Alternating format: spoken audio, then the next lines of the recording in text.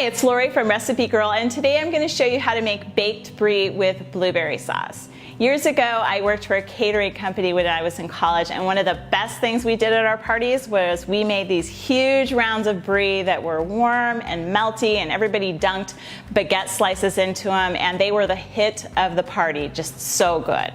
So a few years ago, I created this recipe. It's a melted brie with a fresh, summery blueberry sauce on top, and it has been the hit of my parties ever since. So I'm going to show you how to make this, and we're going to go ahead and get started. So the first thing we're going to do is prepare the brie and get it in the oven so it starts getting nice and melty. First thing I'm going to do is show you what kind of a brie to get. You can use whatever size brie you want, but this is a great sized brie. It's probably about 8 inches. I think you can get this round at Costco. That's probably your best bet price-wise, but this is a great size because when we melt it, it has a good dunking surface for the baguette. So the first thing you're gonna do is you're gonna take a knife and you're gonna very gently put the knife into the top of the brie and cut it all the way around the top of the brie. And then you're going to put it in a pan that has been sprayed with non-stick spray, and then you're going to put it in a preheated 350-degree oven. And while it's in the oven, we're going to get started on the blueberry sauce. In a medium saucepan, you're going to add a cup of fresh blueberries.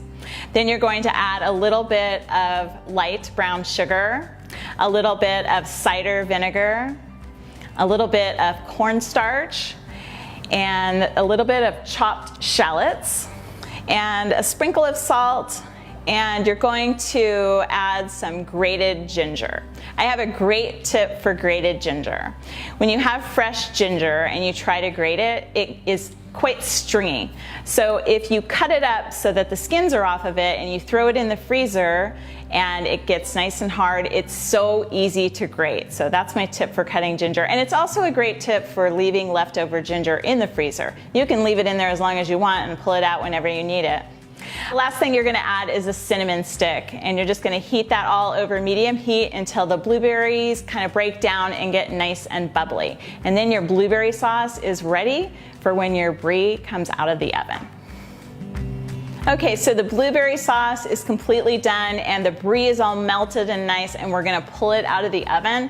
And the next thing we're gonna do is we're gonna take the top off of the brie. That little cut that we did around the edge of the brie, that's gonna make the brie so easy to remove the top, and you're going to use a knife to just gently scrape the cheese back onto the gooey part and get rid of the top. And then you're going to take your blueberry sauce and spoon it onto the melty brie on top. The best way to serve this is with baguette slices, just nice baguette slices. You don't need to toast them.